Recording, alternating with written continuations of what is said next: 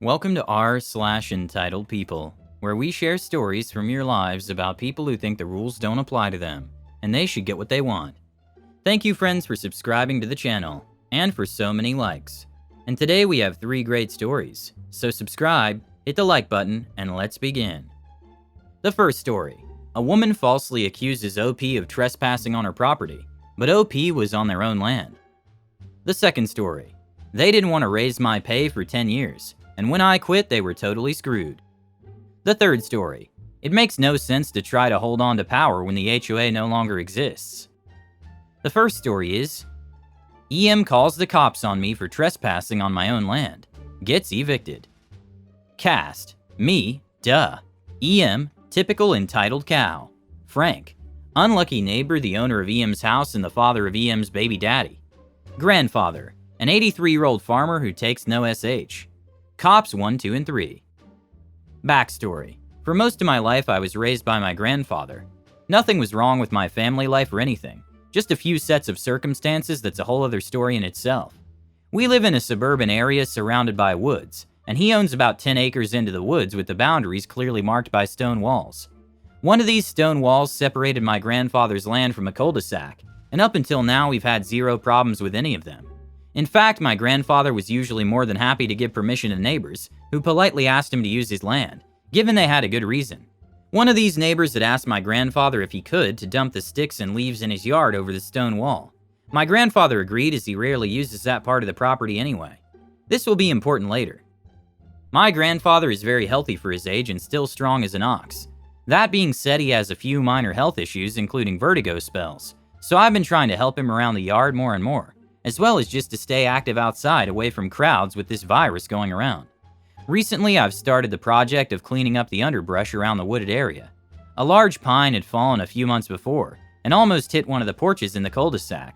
My grandfather cut up the tree and removed the pieces in the neighbor's yard, but it was too deep in the woods to pull them out with the tractor. This led to me going back to that pine tree and trying to clear a path back to the house from there.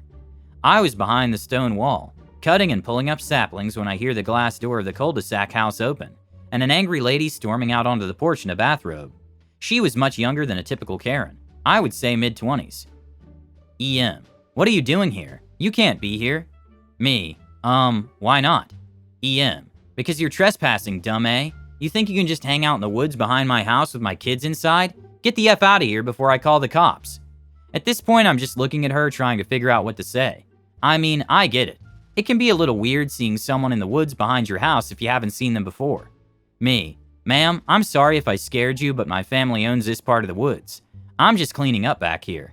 Remember me and my grandfather were back here a few months back to take care of that tree that fell down?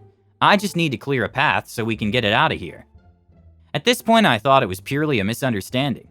EM. Don't be ridiculous. Those were laborers my boyfriend's dad hired. You don't own the land. My boyfriend's dad owns all this. Gestures with her hand. Now I'll tell you one more time to get out before I call the cops. Now I'm thinking I might be dealing with a genuine idiot, as outside our property boundaries, the woods are owned by the town water plant and don't have public access. But I'm also taken aback that she referred to us as laborers. Me. Guess you're gonna have to call the cops then, because I ain't moving. I don't care what you, your boyfriend, or your boyfriend's dad says. I shrug as I lean back against the wall and pull out my phone to call my grandfather, to tell him where I was. He tells me he'll be there in a few minutes and to hang tight. She then dramatically proceeds to call 911 and tells them there's a shady individual on her property, refusing to leave, and she's afraid for her life. I start getting nervous at this point, even though all I have on me is a hooked branch cutter. So I call up the police non-emergency number, briefly explain the situation as just a land dispute that got out of hand, and that I'm unarmed and waiting on my own property, and that I've never left my own property. He assured me that it would be settled when the officers arrive, which didn't help my nerves. Just then, I hear my grandfather pull up and see him walking through the yard towards us. EM. What? Stay back. You can't come in my yard. Grandfather growls. Keep your mouth shut, you dumb broad. He growled as he walked over to me and climbed over the wall so he was on my side. Grandfather. Now who the hell do you think you are, and why are you yelling at my granddaughter? EM. My boyfriend's dad owns all this, and both if you're going to get arrested for trespassing. My grandfather let out a dramatic, indignant laugh. Grandfather. Oh, did he tell you that? Well, you're in for quite the shock, and your boyfriend's dad is in for quite the talk. After them yelling back and forth for a few minutes, 2 cop cars pull up and 3 officers come walking into the yard. As soon as they do, she starts screaming again about how we have no right to be in the woods behind her house, where we can see her kids inside. Cop 1 looks to G. Sir, do you own the property behind this wall? Grandfather, yes sir, I do. Pulls out his wallet to show his address. Cop 1 eyeing his license. Sir, this address is for down the street. Me, correct, but if you look on Google Maps, it shows the property boundaries of that address reach out through the woods and end at this wall. I hand him my phone, which already has Google Maps open, showing our exact location within the boundary of the property. Cop 2, yup, she's right. So what were you all doing back here, if you don't mind me asking? We explained the situation of the tree and how we were working to remove the remnants. Meanwhile, the other officer was taking a statement from EM. Grandfather, I know the owner of this house. He's a good guy. I give him permission to dump his leaves and stuff behind the wall. But I've never seen her before, so I don't know where she got those crazy ideas. But I'm definitely gonna have a talk with Frank when he gets home. Cop 1, she already called him up and he's on his way now. Do you mind sticking around for a little until he gets here? Grandfather, sure, we got nothing to do. The cops walked us to my grandfather's truck, where we waited about 10 minutes for Frank to pull in. When he did, he immediately walked over to the truck. Frank, grandfather's first name. OP, what's going on? Someone was hiding out in the woods? Are you okay? Did you see him? To clarify, we've had an issue in the past with people running from cops and hiding in our woods. It took a second for us to realize he thought that maybe EM saw one, and we came to chase him out. Me, not exactly. At this point, 2 cops are around us again. But being 2 old guys who obviously pose zero threat, they're noticeably relaxed and kinda let them talk it out. Frank explains that EM is his granddaughter's mother, and his son had made some mistakes, and currently both were staying with him while they tried to find a place of their own. He thinks maybe his son told some lies to make him look better. Grandfather, well, I hate to say it, but your son made some big mistakes. She's crazy. Frank, oh, you have no idea. The other cop is still talking to EM, who won't stop screaming about not wanting us being able to see into the living room, especially my grandfather, a creepy old man. My blood is boiling at this point. My grandpa is the type of person who would gladly throw his life away to save a child, any child, even a stranger's. Frank heard this too and ordered EM inside at once.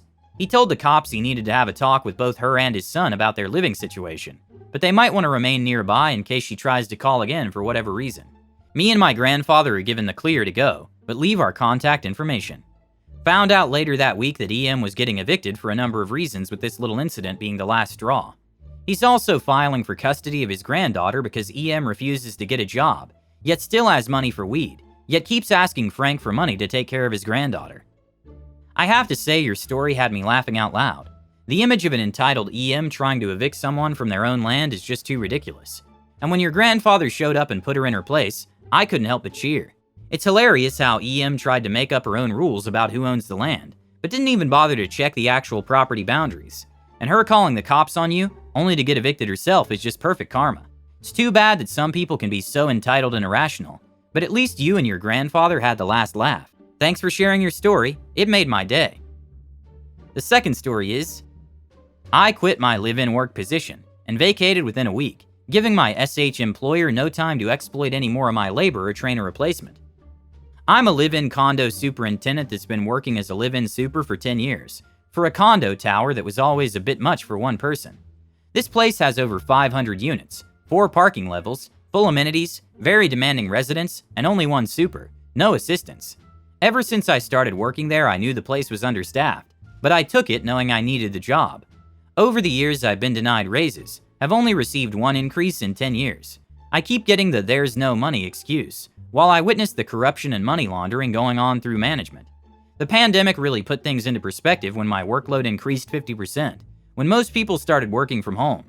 To add insult to injury, management was blaming me for the increased garbage costs and claiming I wasn't completing my duties. No SH, there's just no time. The place was full of Karens and entitled people who demand everything. Yet out of all those 500 plus units, I would receive a Christmas tip from maybe 3 people at most, no matter how much money I saved people that year. Well, the being about me not completing my work just got too much. If you're gonna increase my workload and not my pay, the least you can do is leave me alone. I cast a net with every contractor I knew, and was quickly given a call by another condo who needed a super ASAP, and got my number from a plumbing contractor that knows me. They offered me an increased pay rate, but above all, they offered me union and benefits. The building is a third of the size and is in a quieter area. I sat on this deal until I notified my old workplace on Monday morning that this would be my last week.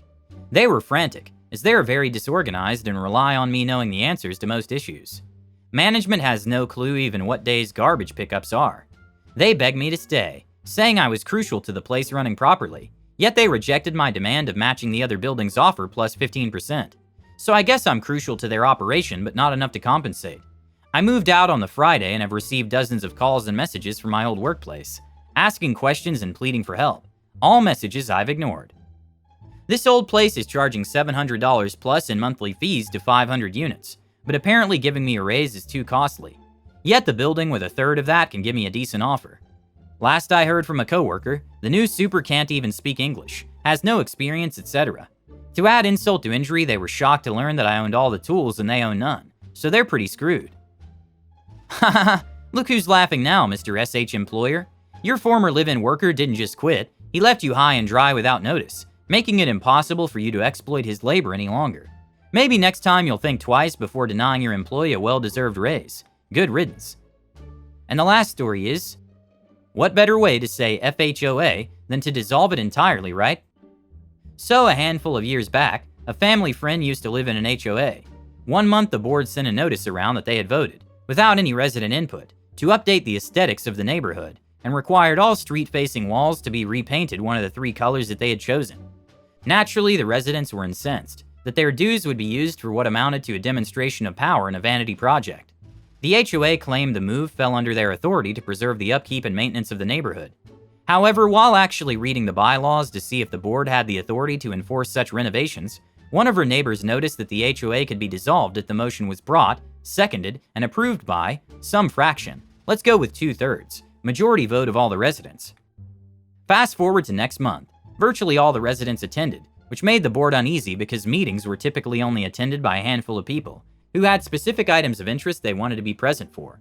The whole crowd sat quietly through the agenda, and when it came time to open up the floor for new motions, her neighbor brought the handbook to the podium and said, paraphrasing, "Neighbor, I motion to dissolve the HOA under Section X, subsection Y, paragraph Z. Family friend, I second that motion. Neighbor, all in favor?" The whole room unanimously, aye. At this point, the board was spluttering, trying to figure out what had just happened. As job done, some of the residents had already started filling out. Apparently, it took a bit of time for neighbor to explain to the secretary the nature of the motion and the fact that the residents far surpassed the quorum and majority necessary for a legitimate vote. The secretary reviewed the handbook and told the chairperson that it was all according to the letter of the bylaws. The chairperson tried to bluster and tell the room that they had to come to order so they could discuss the matter further. Apparently, the neighbor told him something along the lines of, "Come to order to discuss what? The HOA meeting is over because there is no more HOA. We just dissolved it." I asked family friend if that was it. She said the chairperson ended up sending a letter around telling them that I recognize you're all very upset, but let's not make rash decisions, and that they could discuss making some changes to the renovation plans. But it was right there on the record. The HOA had been legitimately dissolved, so no one showed up or responded, and eventually the board gave up trying to regain power. Hey OP, that was a hilarious story. Who knew that dissolving an HOA could be so easy? I'm tempted to try it with my own HOA, but I think I'll just stick to complaining about the color of my neighbor's house from the safety of my own home. Thanks for the laugh. I hope you love these stories. Subscribe, hit the like button, and have a good evening.